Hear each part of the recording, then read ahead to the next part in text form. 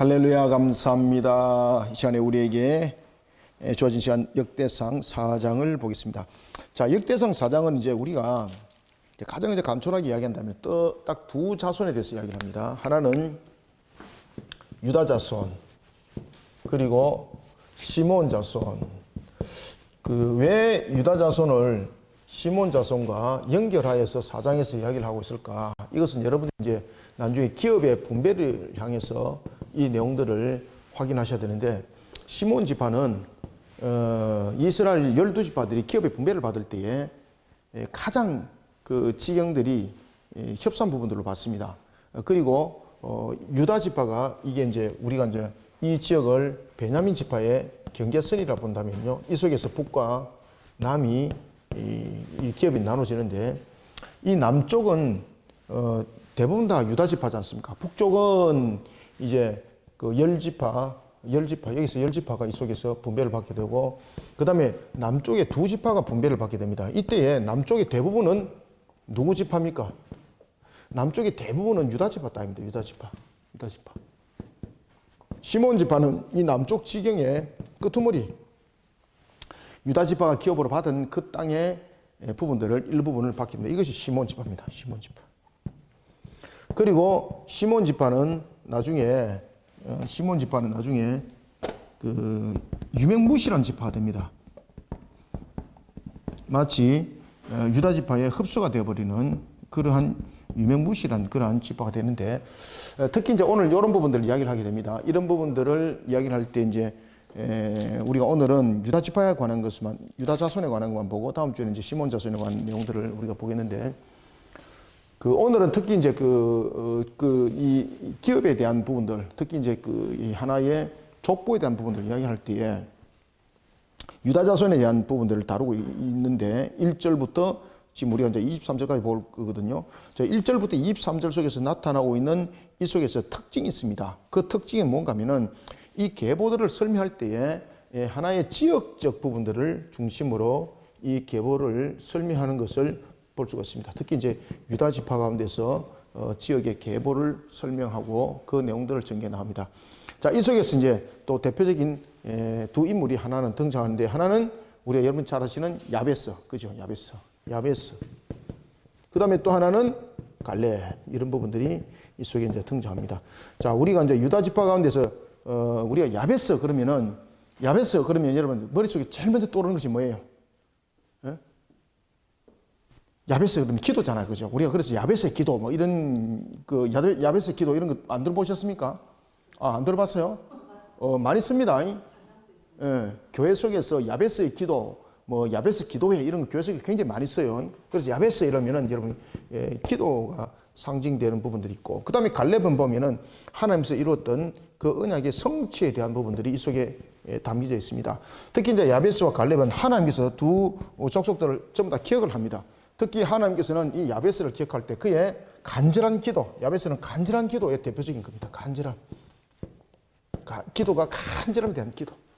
하나님의 신앙을 바탕으로 간절한 기도를 하게 되는 거죠.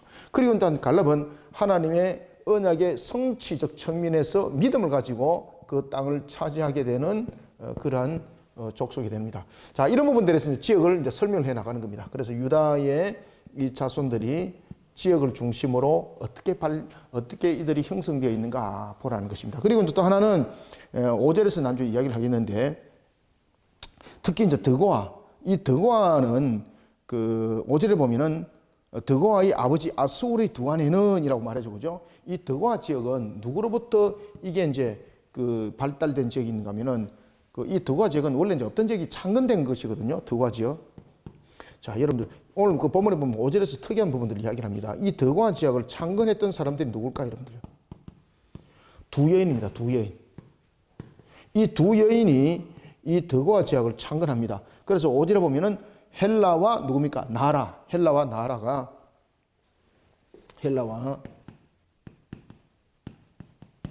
나라가 이 드고아 지역을 창건한 인물입니다. 이 여인들 대단하죠, 그죠? 이렇게 특징적인 이름들이 이렇게 몇몇 이름들이 탁탁 등장합니다. 오늘 본문에. 자, 이것을 중심으로 오늘은 공부를 하겠습니다. 그래서 오늘 본문은 뭐 크게 어렵지 않습니다. 여러 가지 부분에서 굉장히 간단하게 이 내용들이 전개될 거니까 짧은 시간에 내용들을 보도록 합시다. 자, 그러면 이제 본론을 한번 볼까요? 텍스트. 자, 1절부터 한번 봅시다. 유다의 아들들은. 자, 여기서 이제 아들들이라는 것은 무엇을 의미를 할까요? 유다의 아들들. 유다의 아들들은 그 의미가 있습니다. 여기서 유다의 아들들이라는 것은 그의 직계 아들만 말하는 것이 아닙니다. 여기서 아들들이라는 것은 복수를 사용하면서 무엇을 말합니까? 후손들을 말합니다. 후손들.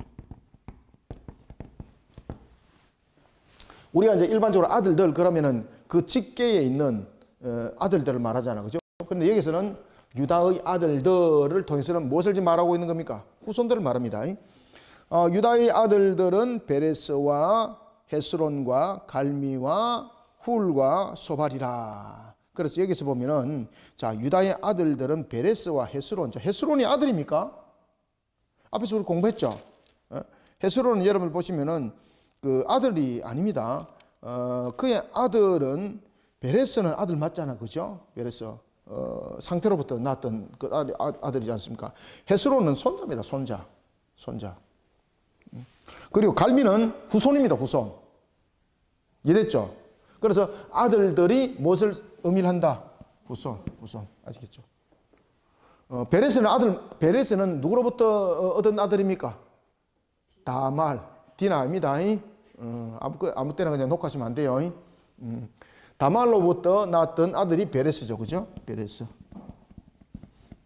그리고 여기서 이제 말하는 헤스론은 손자입니다. 헤스론 손자. 성경에 딱 써놓으세요. 헷갈리면 안 돼, 이거. 그 다음에, 자, 갈미. 여러분, 갈미 그러면 누가 생각나요? 갈미. 이 갈미는 후손입니다, 후손. 후손이라는 것은 유다로부터 멀리 떨어져서 낳은 자녀들을 말하고 있는 거죠. 그래서 직접적인 아들은 베레스고, 헤스론은 손자고, 갈미는 그 이후의 후손이에요. 자, 여러분들, 갈미 그러면 누가 머릿속에 탁 떠오릅니까? 갈미. 아간의 아버지가 안 떠오릅니까? 아간. 예? 그렇죠. 여리고성을 무너뜨렸을 때에 그 여리고성의 전리품을 취하지 마라 그랬는데 그 여리고성의 전리품을 취한 사람이 누구예요? 아간이 아간. 아간의 아버지가 갈미예요. 자, 여기서 갈미는 누군가 하면은 그 당시에 아간의 아버지였던 갈미가 아니라 동명이인입니다. 동명이인. 표시해 놓으세요. 요거는 아간의 아버지가 아닙니다. 아간의 아버지가 아니고 동명이인. 동명이인이라는 것은 같은 이름이 두 사람입니다. 이 말입니다. 이게 동명이인.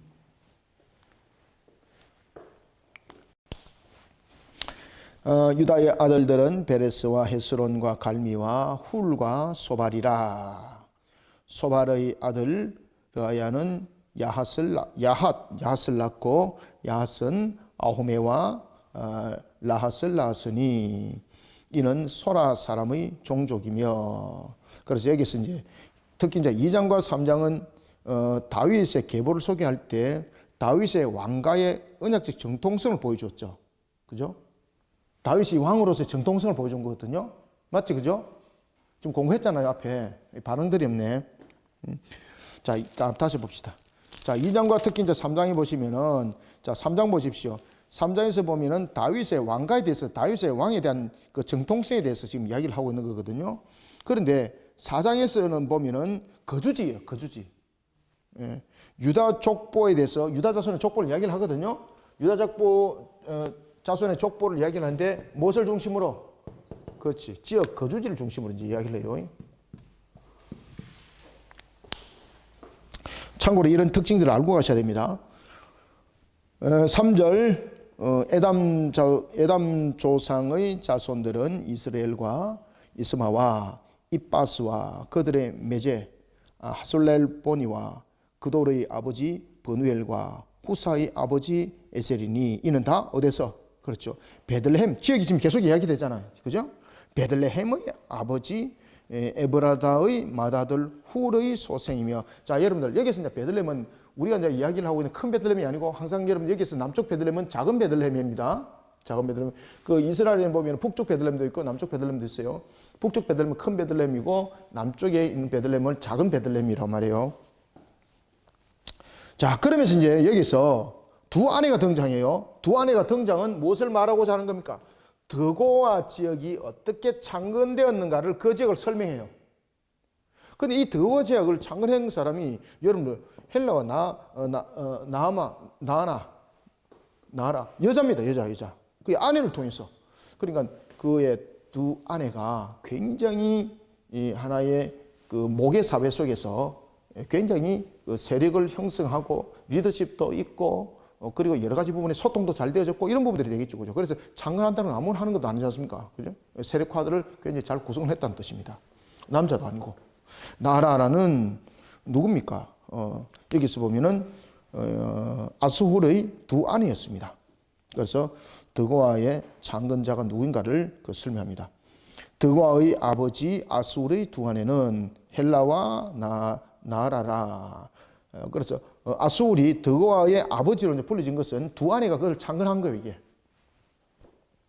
6절 나라는 그에게 아우삼과 헤벨과 데모니와 하스다리를 낳아 주었으니 이는 나라의 소생이요. 헬라의 아들들은 세렛과 이소할과 에드난이며 고스의 아눕과 소베바와 하룸의 아들 아하헬 종족들을 낳았으며. 자, 그 다음에 이제 보면은 우리가 이제 여러분 잘 아시고 있는 이름이 등장합니다. 자, 그러면은 9절과 10절은 무슨 이야기를 하고 있는가 하면은 여러분들 야베스 그러면은 그의 출생을 여러분 보시면은 다른 이름들은 이야기할 때 지금 이 이름을 사용하지 않고 있거든요. 근데 잘 주목해 보십시오. 야베스에서 지금 두 단어가 굉장히 다른 이 자손들 족보에 대해서 설명할 때와 다른 부분들이 등장합니다. 그것은 하나 뭔가 하면은 수고로입니다. 수고로. 그 다음에 귀중한 자. 그죠? 귀중한 자. 귀중한 자, 수고로움. 이게 무슨 말일까요? 귀중한 자고 수고로움. 이게 이제 두 개를 함께 연결돼서 보셔야 됩니다. 이게 이제 무슨 말인가 하면은 야베스가 태어난 이 과정들이 굉장히 불행했습니다.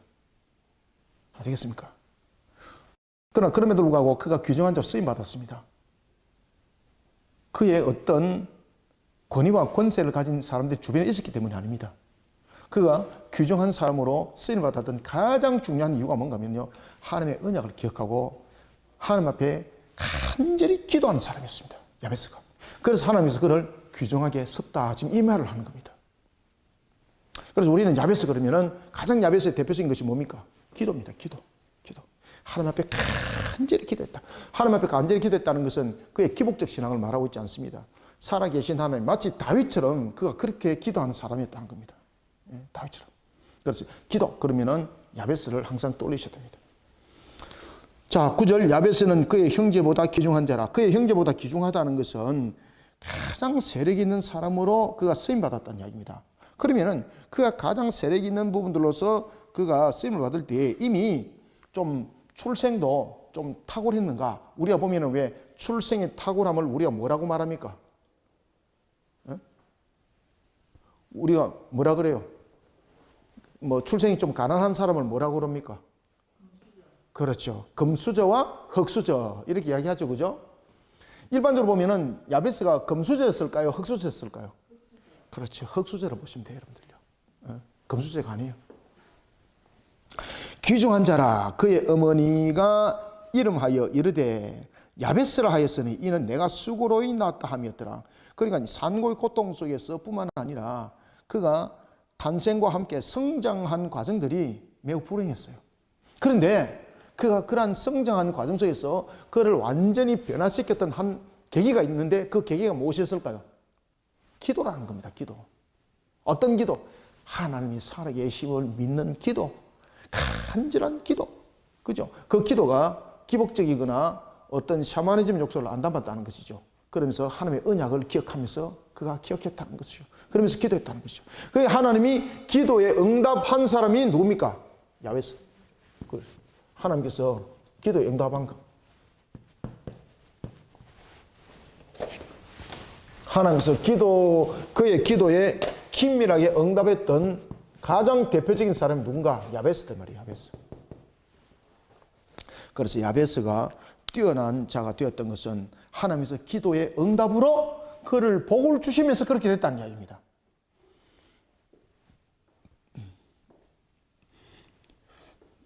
10절 야베스가 이스라엘 하나님께 아뢰어 이르되 주께서 내게 복을 주시려거든. 보십시오. 우리가 이게 이제 복음서로도 여러분들 이 박종호라는 사람이 이걸 아주 이 찬양을 했죠, 그죠?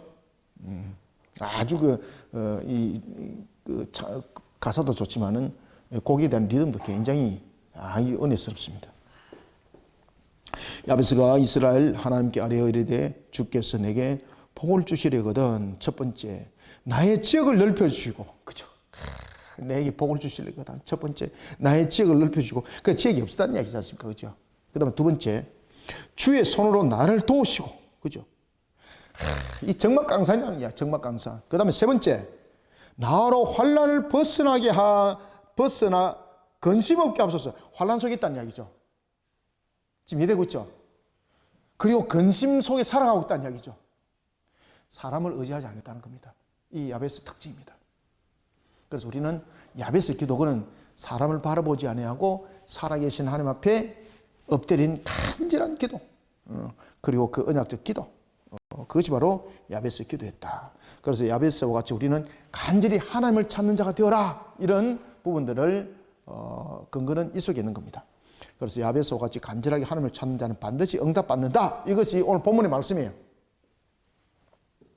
자, 야베스는 그러면은 앞에도 말씀드렸는데, 야베스는 그러면 기도할 때에 기복적이었을까요? 샤머니즘적이었을까요? 언약적이었을까요? 맞습니다. 3번은 언약적입니다. 언약적입니다. 그 속에 하나님께서 바로 응답했습니다. 여러분 대답을 너무 잘하시네. 뭐 뻔히 보이는 답이긴 하지만은 이거 1, 2, 3번 가운데서 못 고르면 이게 대단한 사람이죠, 그죠? 방금 요 문제 가운데서 3번을 고르지 않은 사람은 대단한 사람들입니다. 그거 녹화되면 큰일 나요. 대단한 사람도 두 가지로 해석되죠, 그죠? 진짜로 대단한 사람이 있고, 머리가 단단해갖고 이해가 잘 안 되는 사람을 또 대단하다 그럽니다. 야베스는 그의 형제보다 귀중한 자라. 그의 어머니가 이름하여 이르되 야베스라 하였으니 이는 내가 수고로 인났다 하였더라. 야베스가 이스라엘 하나님께 아뢰어 이르되 주께서 내게 복을 주시려거든 나의 지역을 넓히시고 주의 손으로 나를 도우사 나로 환난을 벗어나 내게 근심이 없게 하옵소서 하였더니, 근심 없게 하소서, 그죠? 이 지금도 이 가사가 곡과 함께 싹 머릿속에 막 떠오르네, 이게. 나로 환난을 벗어나 내게 근심이 없게 하옵소서 하였더니 하나님이 그가 구하는 것에 어떻게 했더라? 허락하셨더라. 허락했다는 것은 무엇입니까? 이게 단회성일까요? 지속성일까요? 맞습니다. 지속성입니다. 은혜도 여러분 단회성으로 떨어지는 것은 은혜라고 우리가 표현 안 하죠, 그죠? 지속성을 가지고 있습니다. 하나님께서 그렇게 하셨다 이 말입니다. 지속성 가지고. 지속성 가지고. 자, 그 다음에 이제 유다 자손을 이야기를 했고, 그 다음에 이제 다른 족보를 이제 거론하게 됩니다.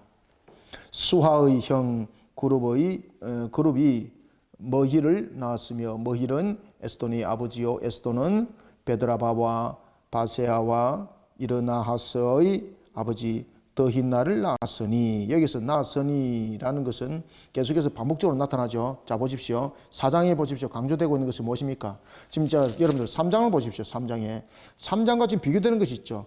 3장에서는 보면은 뭐 소생이 이러면서 그 단어가 지금 계속 등장하죠. 3장 보세요. 3장에서 보면은 소생이 나왔더라, 이런 부분들이 이제 그 부분들로 이제 등장하죠. 그죠? 그 다음에 특히 이제 3장에서는 보면 나왔더니 이런 거는 이야기가 지금 안 나오지 않습니까? 근데 4장에서는 보면 계속해서 반복적으로 지금 등장하는 것이 무엇입니까? 지금 4장 1절부터 23절까지 계속해서 반복적으로 등장하는 것은 뭔가 낳았으니 낳아주었으니 지금 이 이야기를 계속해서 이야기를 하고 있습니다. 이게 이제 뭔가 하면은 하나님의 언약의 성취를 지금 말하고 있는 겁니다. 이게 이해됐죠, 그죠? 그래서 이런 단어는 지금 의도적으로 반복적으로 쓰는 거거든요. 이런 의도적으로 반복적으로 쓰는 것은 언약의 성취적 측면에서 이 내용들을 지금 쓰고 있는 겁니다. 언약의 성취.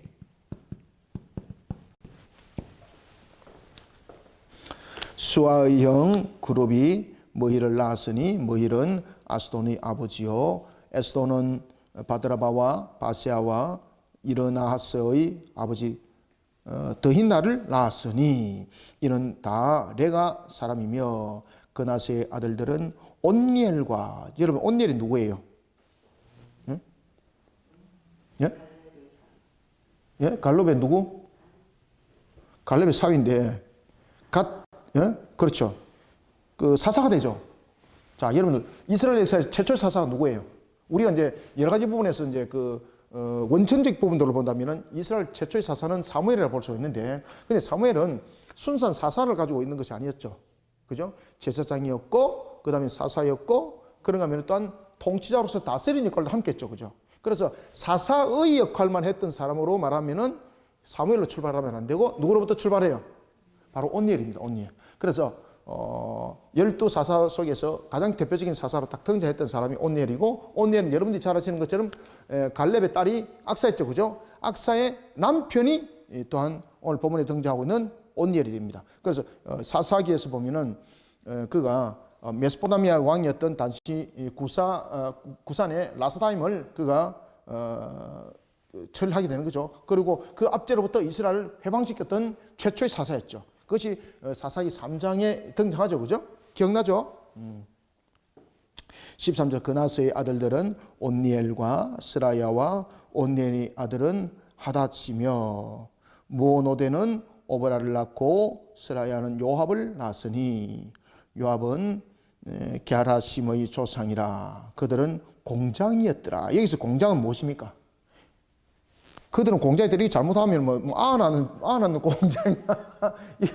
이거 여러분들 그 머릿속에 지금 딱 떠오르는 것, 막 그런 생각도 있을 수 있어요.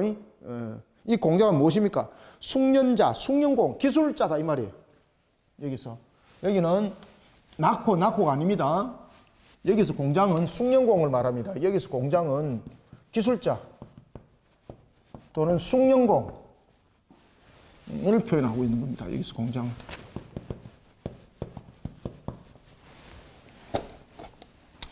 지금으로 보면 뭐 기능장 뭐 이런 것들이 되겠죠, 그죠? 공장이었더라. 여분네의 아들 갈렙의 자손은 여분네의 아들. 여러분 갈렙은 여러분들이 잘 아시는 것처럼 그 헤브론 지역을 하나님의 언약의 그 성취대로 하나님께서 이루고자 하는 여기 있네. 하나님의 언약을 성취하는 측면에서의 그 부분들을 80 중반이 넘었어도 그 약속을 잊지 않고 40년 돼도 그 약속을 잊지 않고 하나님의 말씀대로 그 성취를 이룬 사람이죠. 갈렙. 그래서 이 갈렙은 그 헤브론 지역의 대부분을 그 후손들이 차지하게 되는 다른 자손들보다도 더 많은 기업을 그들은 얻게 되는 것이죠. 그 시발점이 여러분 누굽니까? 갈렙입니다. 갈렙. 그죠? 갈렙. 자, 이런 갈렙은 여러분들이 잘 아시는 것처럼 사위도 그 최초의 사사가 되는 온니엘이 그의 그 사위가 되고, 특히 이제 악사도 보면은 아버지에게 자신의 기업을 달라고 그런 이야기를 하지 않습니까? 그때 이제 아래 그 셈뿐만 아니라 윗셈까지 다 줬더라. 이런 내용들도 우리는 기억을 해야 됩니다. 자, 이런 여분의 아들 갈렙의 자손은 이루아와 엘라와 나함과 엘라의 자손과 그나스요. 야렐렐의 아들 십과 시바와 디라와 아세렐이요.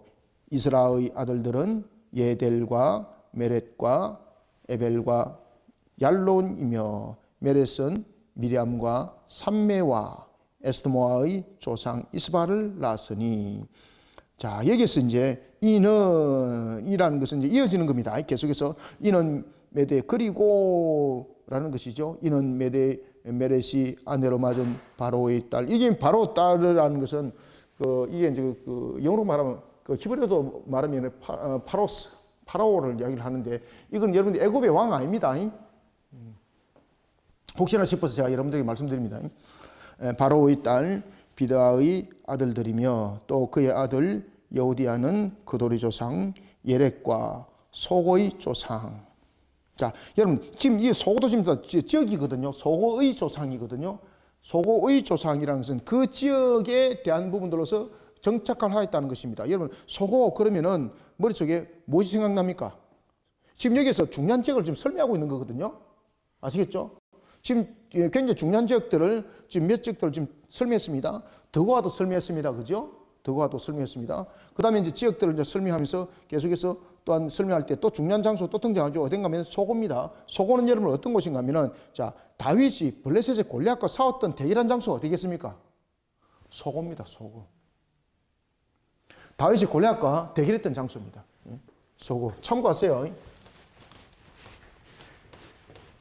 그냥 쭉 읽고 오는 말라 그랬는데 쭉 읽고 좀 말라 그러면 너무 빨리 끝날 것 같아가지고 제가 생각나는 대로 여러분들에게 지금 말씀을 드리는 겁니다.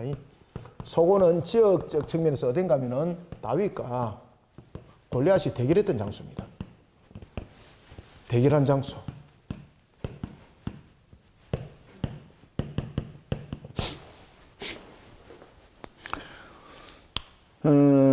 소고 18절 했네. 예. 그돌의 조상 예렉과 소고의 조상 헤벨과 사노아의 조상 여우디엘을 낳았으며 나함의 누인 호디아의 아내의 아들들은 가미 사람 그엘라의 아버지와 마가 사람 에스도마이며.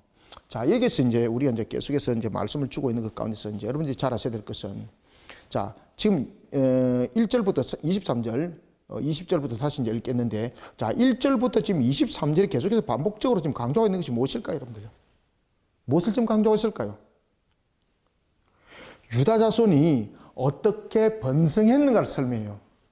유다 자손. 지금 이 내용을 왜 이야기하는가 여러분 아시겠죠?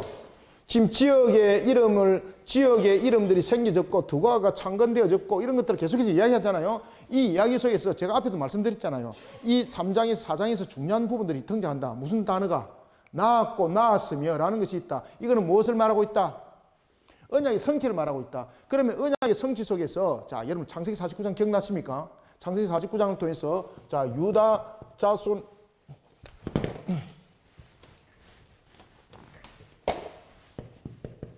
너무 빨리 끝날 것 같아서 지금 조금 빨리 너무 빨리 끝날 것 같아서 조금 이제 말씀을 제가 주고 가겠습니다. 이게 원래 이제 이런 이야기를 하면 좀 오래 걸리는데 내가 이야기를 안 하려고 그랬는데 너무 빨리 끝날 것 같아서 이야기를 드릴게요. 자, 여러분들 유다 자손에 대해서 하나님께서 창세기 49장에서 축복하실 때에 여러분들이 잘 아시는 것처럼 크게 두 가지를 축복하지 않습니까? 첫 번째는 왕권에 대한 부분들입니다. 왕권에 대한 축복을 통해서 이 속에서 오실 메시아에 관한 부분들도 함께 예언하죠. 그죠? 메시아에 관해서 이야기합니다. 그 다음에 두 번째는 물질에 관한 부분들 축복합니다. 물질. 그죠? 물질에 관해서 어떤 축복을 하는가 하면 두 가지 큰 축복을 하는데 첫 번째는 포도주 축복이에요. 포도주. 그래서 유다 지파가 나중에 출애굽을 하여서 가장 많은 포도주를 그들이 예물로 드리죠. 하나님께. 그죠? 가장 많은 예물을 하나님께 드려요. 첫 번째는 물질에 대해서 포도주 축복을 해요. 그 다음에 두 번째는 우유에 대한 축복을 해요. 우유. 얼마나 우유를 많이 먹을 것인지 이빨이 휘어질 것이다. 이게 뭡니까? 그 당시에 가질 수 있는 그들의 가장 큰 소유가 뭡니까? 소. 그죠? 양, 염소. 이런 거지 않습니까? 그러면서 이가 휘어지도록 먹을 것이라는 것은 우유가 풍성하게 일어난다는 거거든요. 그러면 그 당시에 가지고 있는 소유의 재산에 가장 가치 있는 것이 풍성하게 일어난다는 겁니다. 이런 물질의 축복이 그리고 또한 많은 포도주를 거둬들이고 우유를 많이 생산하려면 어찌 되게 됐습니까? 기업의 지경이 넓어야 되겠죠. 자, 그 언약의 성취입니다, 이게. 창세기 49장에 자, 앞에 거는 창세기 앞에 그 3장은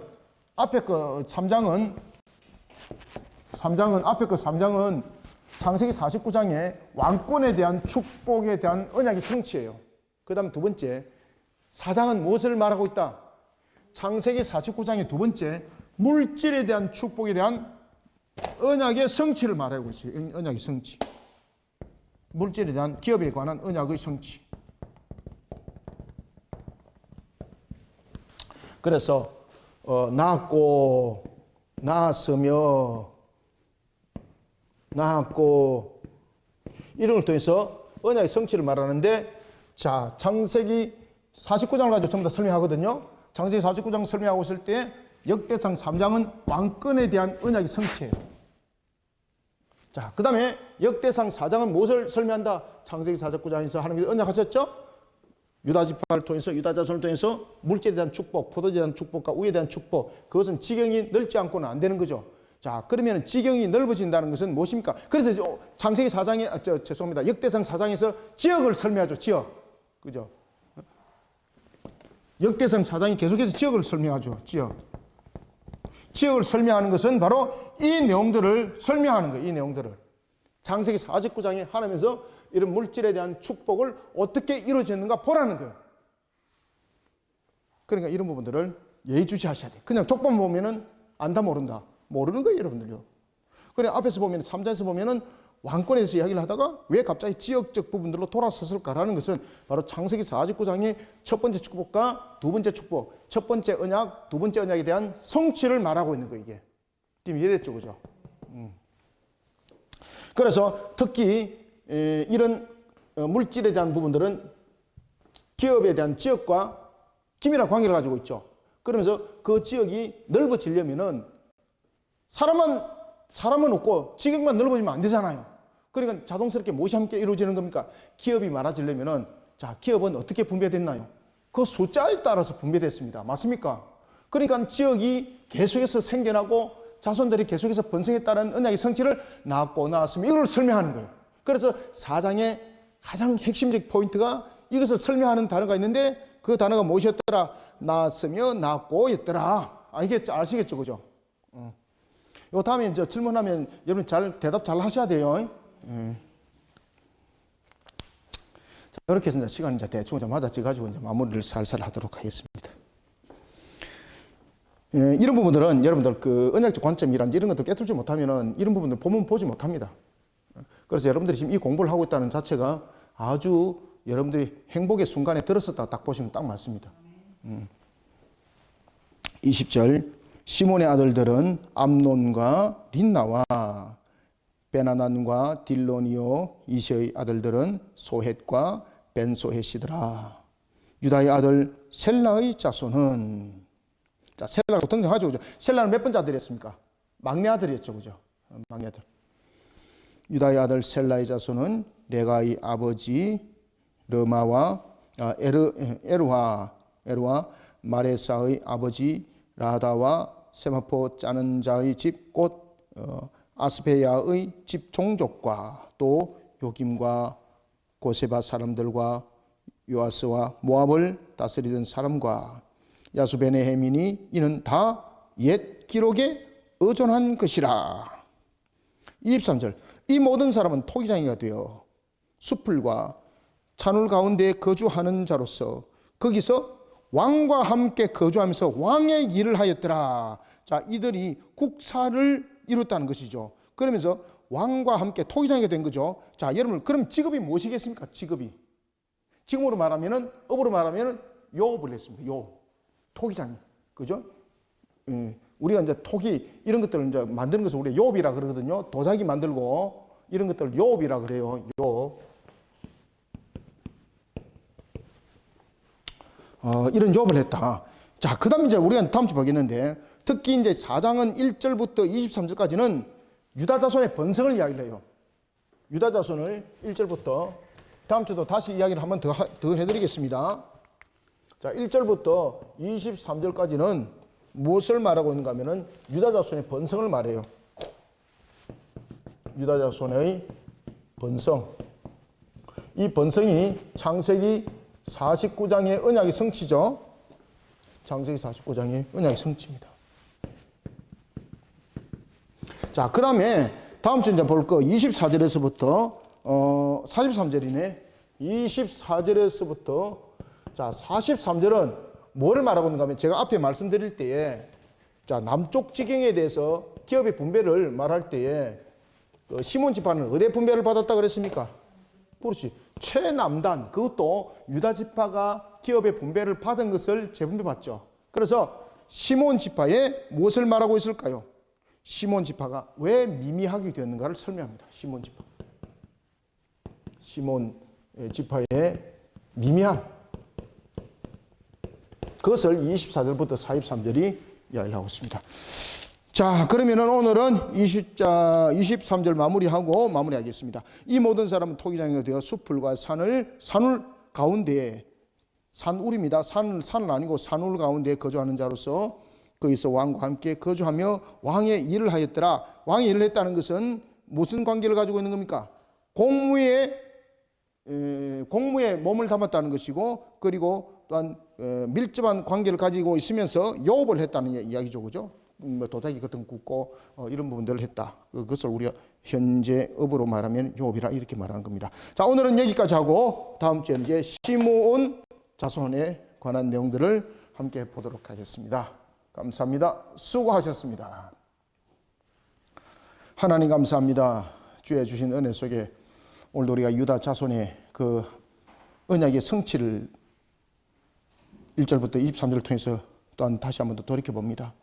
창세기 49장에서 하나님께서 유다 자손에 대한 예언 축복을 했을 때에 왕권과 그리고 또한 물질에 대한 기업에 대한 축복을 하셨습니다.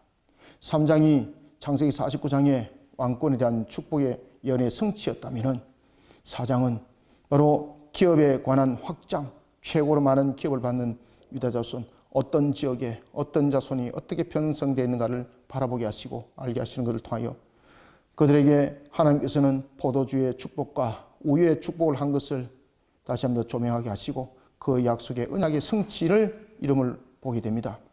하나님께서 오늘도 우리에게 약속하신 그 모든 진행해 나가는 과정들, 방향들, 우리의 부족함을 하고 연약함을 아시는 것으로만 끝나는 것이 아니라 이미 우리에게 약속하신 모든 성취, 모든 과정들 미래 속에서 펼쳐질 줄 믿습니다.